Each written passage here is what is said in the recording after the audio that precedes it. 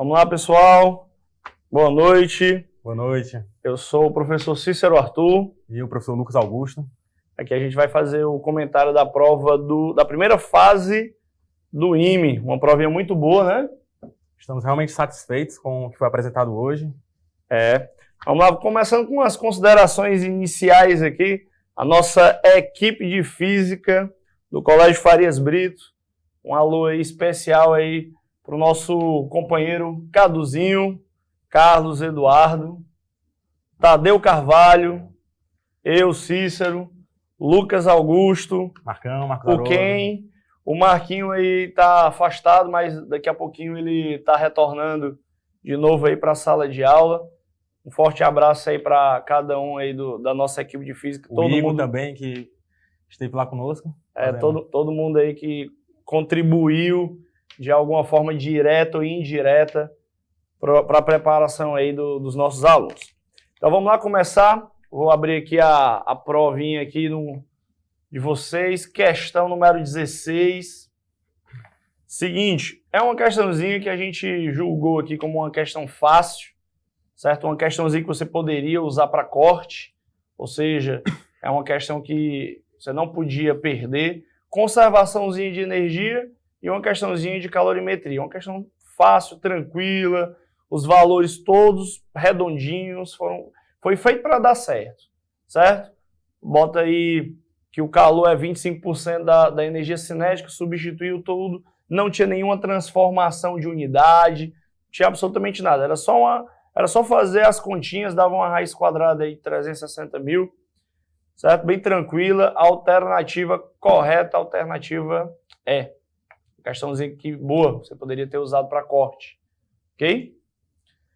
Na questão seguinte, na 17, uma questão realmente bem interessante de equilíbrio hidrostático, e em que ele coloca uma massazinha pequenininha para compor o sistema, havendo, portanto, uma descida tênue, e aí ele dá uma aproximação que a gente usa bastante em diversas questões de física, uma aproximação de Bernoulli, e o cara atentando ao fato de que a geratriz formou esse ângulo de 90 graus já facilita muito a geometria do problema, né?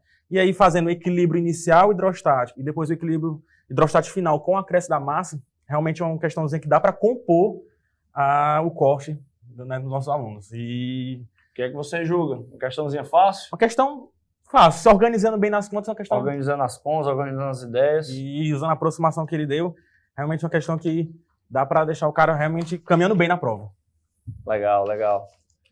A próxima questão aí para a gente comentar, questão de número 18, é uma questão fácil, ela é uma questão de uma linha direta aí praticamente, diferença de caminho, óbvio, a solução dela aí relativamente pequenininha, compacta, certo? Colocou a diferença de caminho, já chegamos no gabarito, letra C de casa, de maneira direta. Se o aluno viu nos seus estudos aí de revisão, com certeza deve ter se deparado com alguma questão aí, exatamente, com diferença de caminho. Então, é uma questãozinha fácil, o aluno poderia também utilizar essa questãozinha para compor o corte dele. A 19ª, uma questão já um pouquinho maior, né, avantajada, mas cujo conteúdo foi muito bem abordado pelo professor Cadu, sobre força motriz induzida, no caso aqui devido ao movimento mecânico que dá Inspira. E aí até deu a dica aqui, né, de como fazer o procedimento da variação, quando você faz, né, o força motriz induzida é menos dφ dt, a variação do fluxo com o tempo, né, atentar ao fato de que o produto escalar, então gera um BA cosseno, θ, e ao proceder a derivada, né, no caso, você efetua o cálculo aí da corrente, no caso do raio da Inspira, né, por meio desse cálculo da força motriz induzida, igual a resistência vezes a corrente, né, e ele é uma questão realmente bem interessante. Então, as continhas aí que a gente está vendo são continhas também bem redondinhas, né? Isso. E aí eu acho que julga que é uma questão já média, né? É uma questãozinha média. É uma questão que o dá um pouco mais de trabalho. O aluno poderia escolher fazer por derivada já direto, já está mais habituado com derivada, ou usar mesmo a variação aqui, que ele deu da função no tempo. Então, realmente uma questão que foi muito bem abordada ao longo do ano, esse tipo de questão, e realmente também, assim, uma questão um pouquinho mais difícil, mas também dá para compor realmente as questões assertivas aí dos nossos alunos. Massa, massa.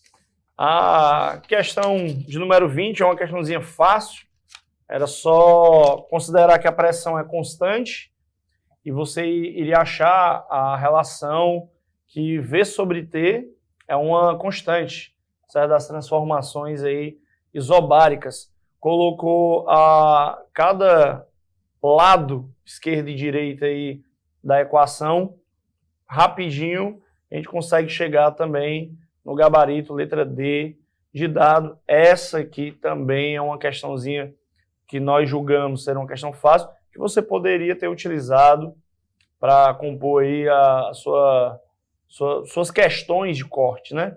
Então essa aí, com certeza, poderia aparecer. 21ª, uma questão de dilatação térmica, uma questão realmente bem batida, assim, e bastando apenas lembrar a forma, né, que é a variação do comprimento devido ao acréscimo de temperatura, e aí se ligar na geometria antes da dilatação e após a dilatação e verificar esse deslocamento do ponto B. Realmente uma questão assim simples, direta e com certeza dá para compor o corte aí tranquilamente. Rapaz, já tentado, né, que o gama é igual a 3α, né? O cara e um Pitágoras aí, né, para dificultar. É isso aí, uma questãozinha boa também. Vamos lá, questão de número 22. Essa daqui é muito boa, tem um experimento aí conhecido, que é entre dois fios, né? Força magnética entre dois fios. Basicamente ele coloca um isolante ali para segurar os fios, gera-se uma corrente, obviamente a interação vai fazer uma força. No mesmo sentido, lembrar que é força atrativa. É, força atrativa. Aí, pelo fato dessas barras aí começarem a se atrair, em algum dado momento, a resistência desse isolante aí vai ser quebrada. Ele quer saber qual é a corrente limite aí. Faz uma análisezinha, coloca as forças e conta. Essa daí é uma questão fácil, porém com bastante conta. O que é que poderia acontecer? Poderia acontecer do aluno em algum processo, em algum momento ali, ele perder alguma continha e acabar errando a questão. Mas, tirando esse fato, é uma questão boa, questão bem boa. Questão de 23, treliça, um assunto muito bem abordado pelo Tadeu, uma questão até que lembra já um conteúdo que já deu uma questão que caiu no IME 2018, 2019, muito semelhante, então é importante fazer provas anteriores, para o cara já ficar mais ciente como cai, e escolhendo bem o ponto, né, para se fazer o somatório dos torques, né, e fazer o equilíbrio rotacional do sistema, escolhendo o ponto B já garante realmente uma simplificação das contas. Isso é muito importante, principalmente, né, na questão de que é, por vezes, né, como já dizia o Jaconoim, uma questão que costuma, às vezes, dar mais trabalho, e numa questão de primeira fase, tempo corrido e tal, escolhendo o ponto certo, mas isso é muito bem auxiliado aos nossos alunos, como escolher os pontos melhores para se efetuar o somatório dos torques. Então, é uma questão bem legalzinha. O Tadeu foi meu professor, teu também, né? Então... Eu olho uma questão aqui de treliça. Só lembra dele, né? Rapaz, eu olhei a questão. E os métodos dele. Tadeuzinho, Tadeu Carvalho. É isso aí. Exatamente. Questão 24. O que falar da questão 24? A questão 24, ela... Lembra alguma coisa? A questão 24 foi uma questão repetida, certo? É uma forma da gente ressaltar, né, que uma parte do treinamento é você voltar às provas antigas, ver as ideias usadas, não com o intuito de você esperar que venha uma questão repetida, mas nesse caso veio aí a questão repetida aí do ano passado, certo? Mas quem fez o treinamento direitinho, viu as provas antigas, se deparou com essa questão na prova, deve ter ficado muito feliz, né? Ou então pode acontecer do aluno olhar e ficar desconfiando. Será que é a mesma figura, mas ele mudou o enunciado mudou o comando? Realmente o enunciado é um pouco diferente do enunciado do ano passado, porém o comando da questão é exatamente o mesmo. Aí a questão feita, bonitinha. Ok? Questão 25, questão de gravitação, questão envolvendo velocidade de escape, órbita circular, uma questão que realmente foi simples e que o nosso aluno realmente ficou bem satisfeito ao deparar com essa questão, porque é uma questão que sai rápido e com os conceitos abordados nas aulas do Tadeu de gravitação, com certeza é uma questão até foi resolvida rapidamente na hora da prova. É uma questão que o Tadeu resolve desde o primeiro ano do ensino médio, vale salientar, desde o primeiro ano aí, ITA, nosso companheiro aqui, Tadeu, ele bate nessa tecla, resolvendo esse tipo de questão aí de gravitação, olhando as órbitas, velocidade de escala, velocidade orbital. Então a gente costuma falar, questão gravitação é questão ganha. Então aí um exemplo. Ó. Uma questão bem boa. Questão de número 26, essa daqui é uma questão fácil, mas com vários passos, certo? Ele dá um objeto, o objeto gera uma imagem pela lente, essa imagem é uma imagem real, certo? Essa imagem real gera uma imagem virtual pelo espelho plano, e essa segunda imagem gera uma terceira imagem pela lente, e ele quer saber a distância entre o objeto e essa terceira imagem. Então é só o aluno ter um pouco de paciência, né? Vai ali, começa a olhar que a distância entre o espelho e a imagem 2 é 6 metros, então ele sabe que da imagem 1 ao espelho também é 6 metros. Então ele vai usando das teorias ali de espelhos planos e de lentes, aí vai conseguindo desenhar, moldar aí essas variáveis aí que eu coloquei. Eu coloquei um P3, um P3', para compor aí a solução. É o primeiro passo, calcula aí o P, dizendo que é a distância do objeto até a lente, deu 6 metros. Faz de novo a lei de Gauss agora com a imagem 3 gerada da imagem 2. Você acha aí que o P3 é 4,8 metros, então fica direto, de graça, né? 6 metros o P, 4,8 o P3', então, no caso, é só subtrair, dá 1,2 metros, como a questão pediu em centímetros, 1,20 centímetros. É uma questão fácil, porém, é uma questão trabalhosa, é uma questão que você tem que se atentar a cada passo direitinho, e às vezes o aluno não tem tanto tempo, né? Ou então gastou já muito tempo na matemática, e ele acaba, às vezes, não conseguindo fazer uma questão dessa, que é fácil, porém, trabalhosa. A 27 também, uma questão de óptica geométrica, cinemática. Também houve um trabalhozinho com contas, mas se organizando direito nas contas, realmente uma questão que dá para fazer, e embora o acentuamento das contas, mas que com trigonometria, é um assunto visto pelo Júlio, o aluno dá para sair muito bem, porque fazendo, né, a lei de Snell, utilizando a variação temporal no tempo para envolver a cinemática, é uma questão que realmente dá para fazer tranquilamente, tá bom? E o IME ele tem esse costume, né, de sempre apresentar algumas questões trabalhosas, né, algumas questões extensas, já para o aluno já criar estratégia, né? Questão 28, no início, quando eu li essa questão 28, Lucas, eu olhei assim e pensei que ele botou os pontos A e B com independentes, né? Aí eu olhei e disse, vixe, rapaz, o espelho ele deve girar alguma coisa, mas olhando devagarinho aí as equações, você consegue perceber que o que vai acontecer é que o espelho ele vai andar com uma velocidade horizontal, essa velocidade não importa para a gente, pelo fato de não compor a velocidade da imagem, e uma velocidade vertical. E a velocidade horizontal do ponto A e do ponto B, e a vertical do ponto A e do ponto B são iguais, garantindo que esse espelho não vai rotacionar, né? Então ficaria um problema bem mais complicado, realmente. Essa questão vale salientar que é uma questão que para você fazer, você tem que saber das derivadas, certo? Também. Que é uma coisa que o IME vem cobrando aí constantemente, das últimas provas aí do IME, sempre tem as equações de espaço, que você necessita da velocidade, você tem que fazer uma derivada. Então você, aluno aí que está no treinamento de ITA e IME e ainda não quer resolver algumas questões aí por derivada, tem algumas questões que são inevitáveis, tem que fazer. Precisa saber tudo de derivada? Não. Mas pelo menos o básico ali de uma derivada de uma função polinomial, a derivada de funções trigonométricas. Então tá aí a gente resolvendo, fez as derivadas, calculou as velocidades direitinho.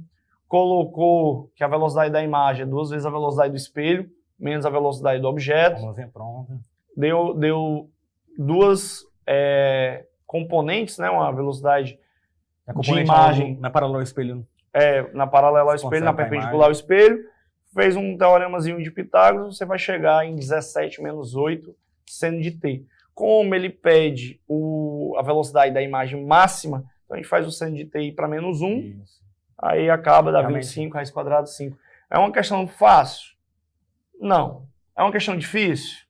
Também não. A gente diz que é uma questãozinha intermediária. Se o aluno já fez algo parecido, com certeza ele rabiscou alguma coisa. Dando bonito, você sabe que está no caminho certo. Está no caminho certo. Questão 29, questão muito interessante, né, de campo elétrico, envolvendo efeitos de indução total, e aí fazendo a conservação da energia mecânica, né, energia cinética mais energia potencial elétrica, desde o ponto inicial, onde a carga mais que se encontrava, até o ponto que ele indicou, né, na coordenada menos A, realmente sai praticamente uma linha.